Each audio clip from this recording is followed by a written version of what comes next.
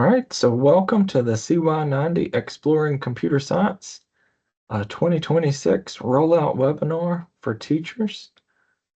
My name's Brent Curran. I'm one of the education consultants for computer science, IT, and technology education.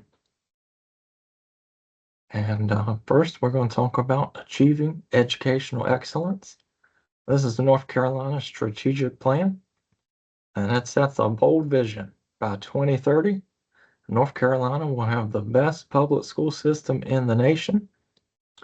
That is an ambitious goal, and it requires us to think carefully about how students experience learning at every grade level, not just high school, but earlier in their educational journey as well. This new middle grades course is one way we can contribute to that vision. It gives students earlier opportunities to explore their interests, build future-ready skills, and make stronger connections between what they are learning now and where they may want to go next. So the strategic plan has 8 pillars in total. To connect this course directly to the strategic plan, there's 2 pillars that we're going to highlight. So the first is pillar 1, prepare each student for their next phase in life. For middle grade students, that next phase includes high school, future coursework, career pathways, and eventually life beyond graduation. This course helps students begin that preparation earlier by building problem solving, collaboration, creativity, critical thinking, and career connected skills. The second pillar is pillar 6, lead transformative change. This course is not just about adding another elective or class option. It's about rethinking what meaningful middle grades learning can look like. By introducing innovative, hands-on, future-focused learning earlier, we are helping transform the student experience and creating a model that can grow over time. So, course information. You can view this today on the 2026 to 2027 Future Course Management System. So, we are using the new CTE Career Clusters and Pathway model.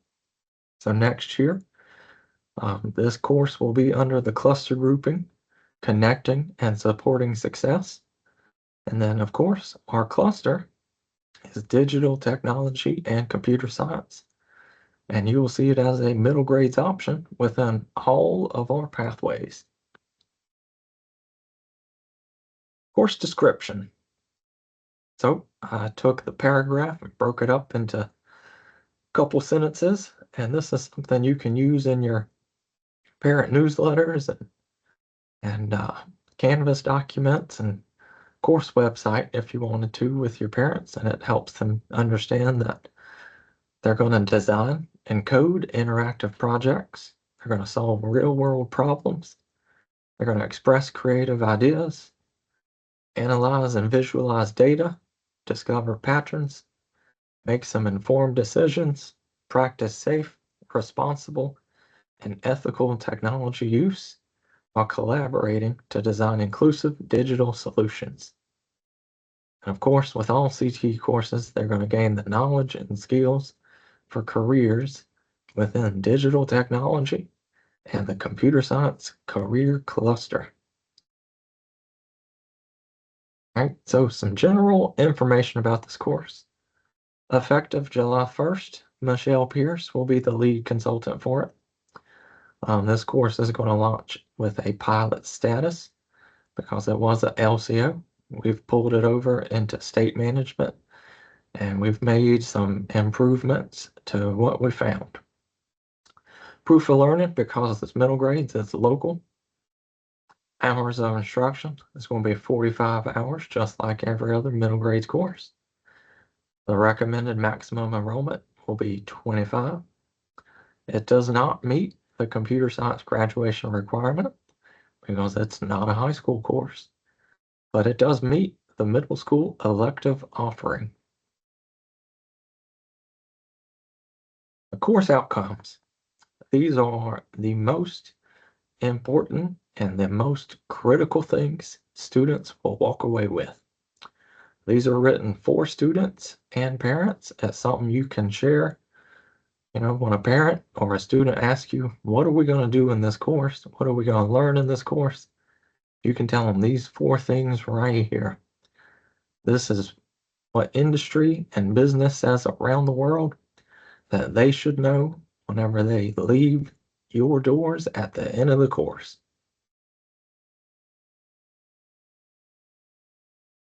And of course, we have the course standards. This course has 5 standards, which you guys would probably refer to as the 5 units. You take those percentages, divide it by the number of class days you have, and that's your pacing guide.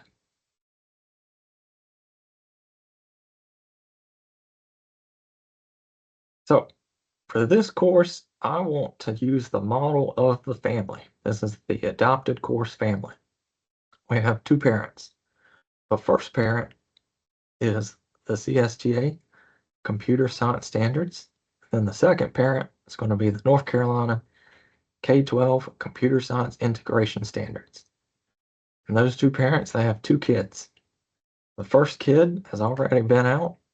It's called CS10 Introduction to Computer Science. That's a high school course that teaches the main components of computer science at the high school level. Well, we are introducing the younger sibling, and that's CY90 Exploring Computer Science.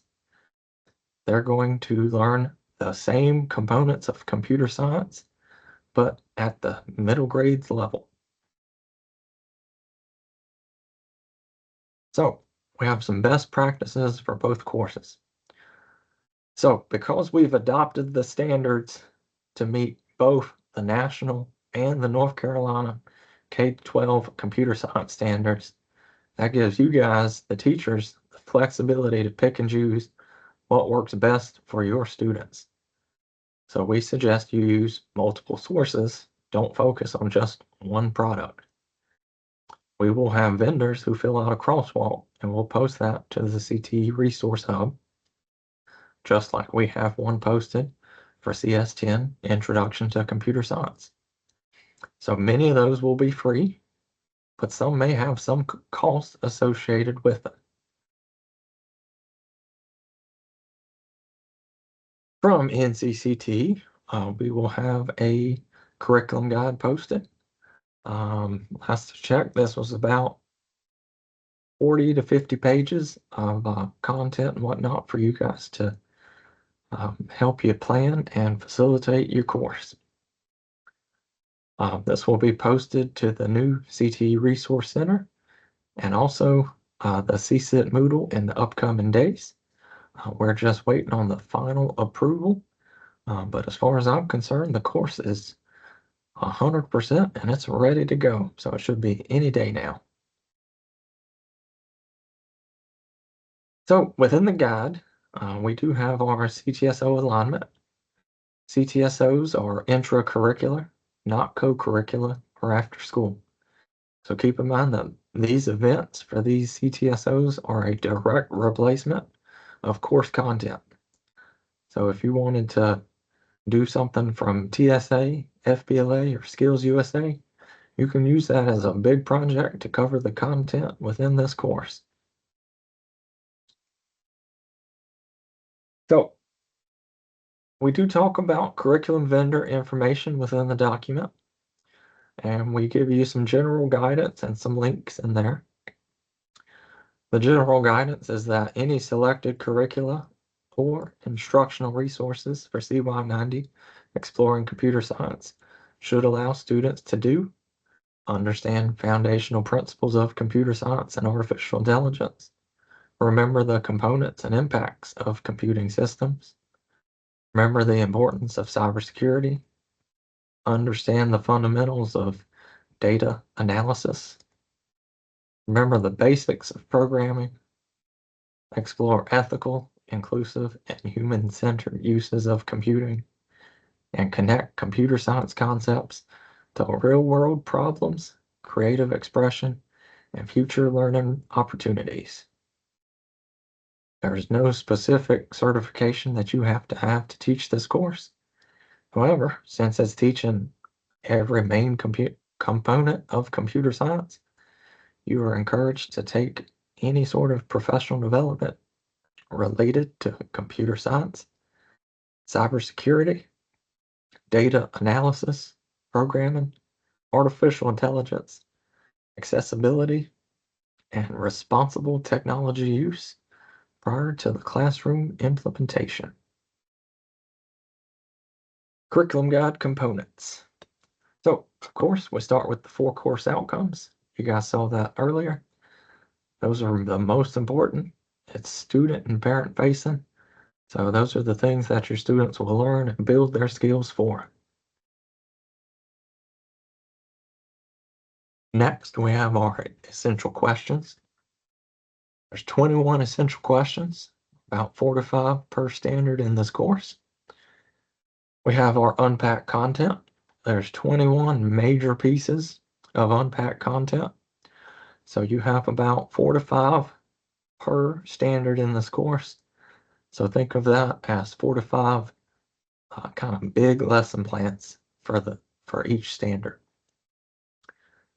We also have a teacher brief for each standard, and they come with 5 to 6 paragraphs of guidance for kind of best practices, how to teach this course, and some things to think about and watch out for with your students as you're teaching these courses.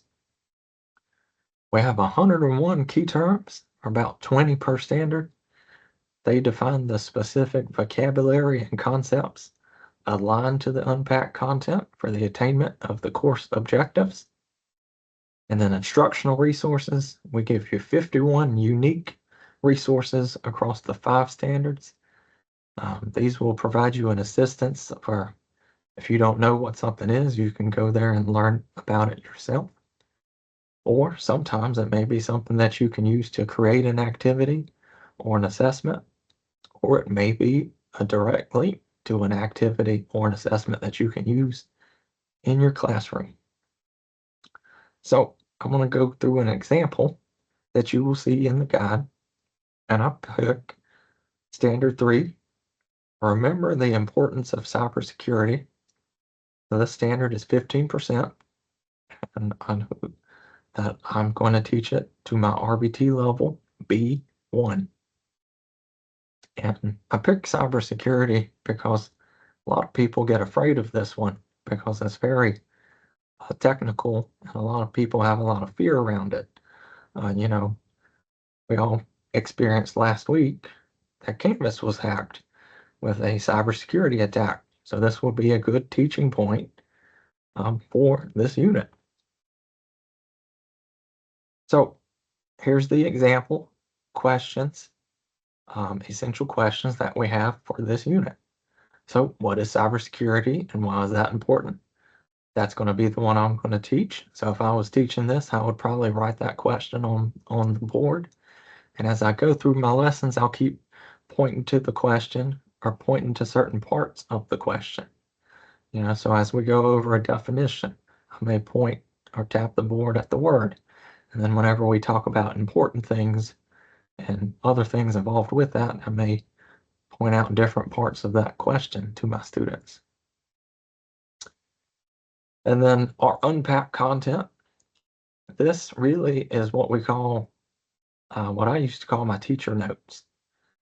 So this is more or less, I need to make a lesson on recall the purpose of cybersecurity. What is cybersecurity? And it tells me there's 3 main things. 1, cybersecurity as the protection of devices, accounts, networks, systems, and information. Okay. 2, reasons cybersecurity is important. We've broken that down even more. It's important because it's protecting personal information. It's protecting school and work accounts. It's preventing unauthorized access. We're maintaining trust in our digital systems, and we're reducing harm caused by cyber threats. And then 3rd, we need to come up with the basic goals of cybersecurity. And from that, I see 3 goals.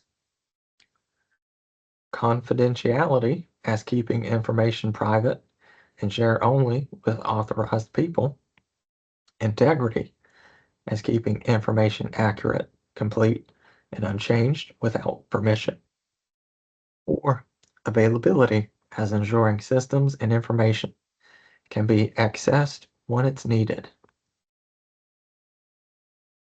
Right? So, looked at my unpacked content. I'm now going to look at my teacher brief.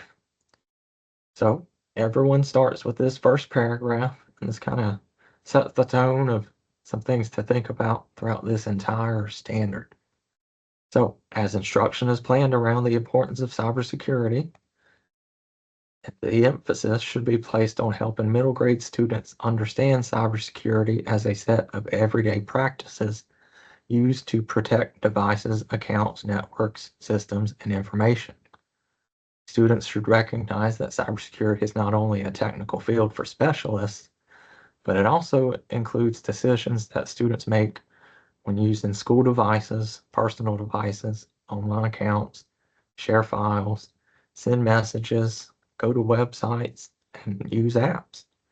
Instruction should connect cybersecurity to familiar contexts, such as logging into their school account, using a learning platform, communicating with strangers online, downloading files, clicking links, joining games, storing photos, and protecting personal information.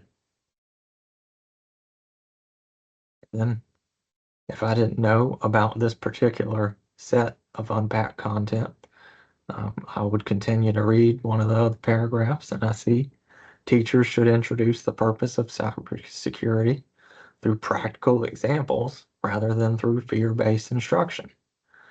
Okay, so students should understand that cybersecurity helps protect personal information. It helps protects their school and work, their digital files, their devices. The basic goals of cybersecurity should be presented through the CIA triad. And then I see that the C stands for confidentiality. Students should understand that confidentiality is keeping their information private. The I, well, that must stand for integrity. And then I would keep reading, and I can see that these ideas should be taught through age-appropriate examples, such as private messages being shared without permission, or grades or files being changed, or a school website, or an account being unavailable when students need it, such as like Canvas. Then we have our key terms. So if I didn't know one of those definitions, these are the definitions as set by the national and the state standards. These are written at the middle grades level. So if I didn't know what cybersecurity was, here it is. The protection against access to or the alteration of computing resources through the use of technology, processes, and training. And then here's some examples of the links that we have for the instructional resources. Go to one of these links and it might have something useful. So like cyber.org, they have this cyber literacy course. So if I was to click on that, it would pull up this web page and I can sign up for access on cyber.org. This is a completely free program. It's funded by the federal government and the Department of Cybersecurity. And once I signed up, I would click log in. Here I would enter my information to log in. What I really like about cyber.org is they put everything on Canvas and you can click the grade level that you're teaching and you have access to everything. So I'm going to click on middle school. I go to the middle school page and I see all of the courses that I can navigate to. And I want to scroll down and for this one, I believe I'm going to click on cyber literacy. And it takes me to their cyber literacy course. So it gives me an overview, and then I click that button that says content. And then we're now on the content, and I see that I can do some fun projects with microbits. I can teach scripting. I can teach encryption. We can talk about radio networks. We can do attacks and defenses. Or if we had the cyberbot, we could even do a hands-on activity with that. So I also like cyber.org because they do a lot of unplugged stuff.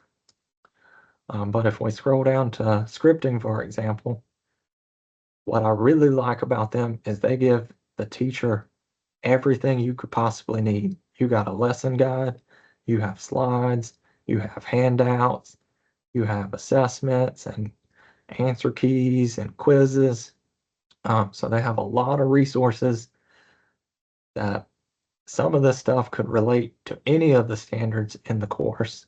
They even have some other things in their other courses for like data analysis and stuff like that. So that's a good partner to reach out to and sign up for. And since this course is launching in pilot status, we're going to have some extra supports during the pilot year. So we're going to have some third-party curriculum crosswalks, similar to the CS10 Introduction to Computer Science. Once a partner submits a crosswalk, we will post that document to the CT Resource Hub. I can almost guarantee you, I know code.org, cyber.org, they will probably fill one out. They did so for CS10. I don't see why they wouldn't want to for CY90. So as soon as they send those back, we'll have those posted. We're also going to have pilot check-in meetings and surveys, as we do with all of our courses in pilot status for computer science, IT, and the technology team. Michelle will host those, and we just put tentative because we don't know the dates yet. We're going to figure out what days and times for next school year would be best for you guys to join those. And then, of course, this semester we do office hours. We did it every Tuesday at 4 p.m. This is for anybody to come in and join and ask questions about curriculum, about the computer science graduation requirement, about the K-12 integration standards. One of us on our team is always on this meeting, so you can come and ask questions.